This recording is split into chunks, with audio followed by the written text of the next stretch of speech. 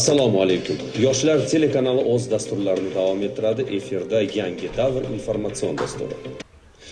Shu yilning 10-11 aprel kunlari qo'shni respublikada Kazakhstan Smart Space 2025 xalqaro tanlovi bo'lib o'tdi. Unda Markaziy Osiyo va Yevrosiyo davlatlari yosh ixtirochilarining 60 dan ortiq jamoalari onlayn va offlayn tarzda ishtirok etishdi.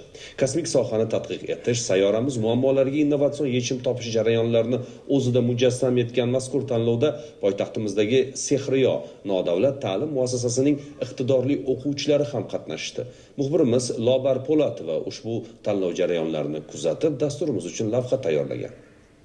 Qardosh Respublikaning Olmaota shahri ajoyib bir tanlovga mezbonlik qilmoqda. Ko'rib turganingizdek juda ham qizg'in jarayon aynan mana shu eshiklar ortida davom etyapti.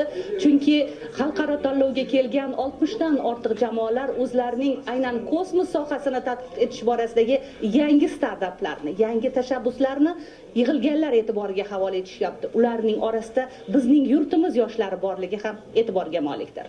Bolaligidanoq kosmos haqida o'ylamagan, uning sir-asrorlariga qiziqmagan inson bo'lmasa kerak. Mana bu o'g'il-qizlar o'z tasavvurlarini real voqelikka aylantirib, fazoni ilmiy tadqiq etish va aynan bu ishda raqamli texnologiyalardan foydalanib, yangiliklar yaratishni maqsad qilishgan.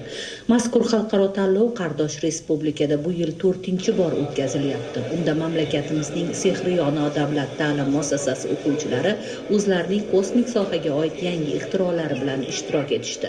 E'tiborlisi ular orasida oilaviy yaratilgan zamonaviy tadqiqotlar ham bor. Loyihamizni maqsadi kosmonavtlar planeta, sayyoralarni, galaktikalarni, yulduzlarni o'rganayotganda ular xavf bor, juda katta xavf bor. Chunki ular bilmaydi, qayerga ketyapti, nima bo'ladi. O'shaning uchun bu xavfni kamaytirish uchun biz aqlli robot kuchukcha yaratdik. Buning vazifasi kosmonavtlardan oldin temperatura, havo namligi, uglekislot gaz, ugarniy gazlarni borligini, sostavda borligini, hamma muhim analiz informatsiyalarni ekipajga yoki kosmonavtga taqdim etish. Mana bu o'quvchilar Amerika Qo'shma Shtatlarining aeronavtika va kosmos makonni tadqiq etish milliy boshqarmasi, ya'ni NASA ma'lumotlari asosida Mars sayyorasining tuprog'iga muqobil tuproqni yaratib, unga o'simlik ekishdi.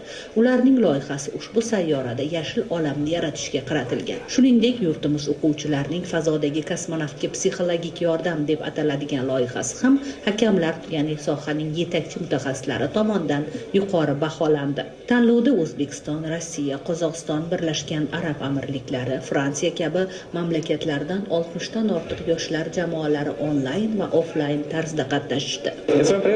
Men o'z loyihamda lazer nurlanish yordamida energiya hosil qilishni tadqiq etdim. Buning uchun mana bunday qurilmani yaratdim. Bu samoviy jism bo'lgan Oy va Mars sayyorasida tadqiqotlar olib borishga yordam beradi. Ularni o'rganish samaradorligini oshiradi. Yana bir jihat, bu tanlov menga tengdoshlarim bilan yaqindan tanishish, ularning bir-biridan qiziq ishlanmalarini ko'rish va albatta tajriba orttirish imkonini berdi. Fazoni tadqiq etish biz kabi o'smirlar, yoshlar qo'lida.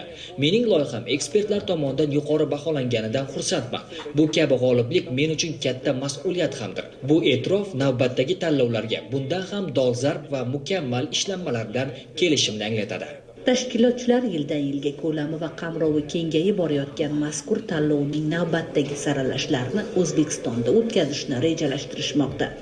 Mana 3 yillarga bizning maktabimiz o'quvchilari Qozog'iston Smart Space tanlovida qatnashib kelishmoqda. Bu yerda juda ham ko'p loyihalar taqdimotiga guvoh bo'lyapman. Bizning o'quvchilarimiz O'zbekistonimizning ushbu sohadagi yutuqlarni bir debochasi sifatida qatnashayotganidan faxrlanaman. Biz bu tanlovga 3 ta katta loyiha bilan qatnashyapmiz.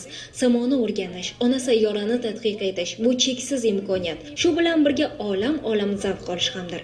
Bizda bu yo'nalishda maxsus guruh ish olib boradi. Ko'rayotganlaringiz ularning mehnat mahsuli. Tashkilotchilar bizga joriy yilning kuzida o'tkaziladigan navbatdagi tanlovni O'zbekistonda o'tkazishni taklif etishyapti.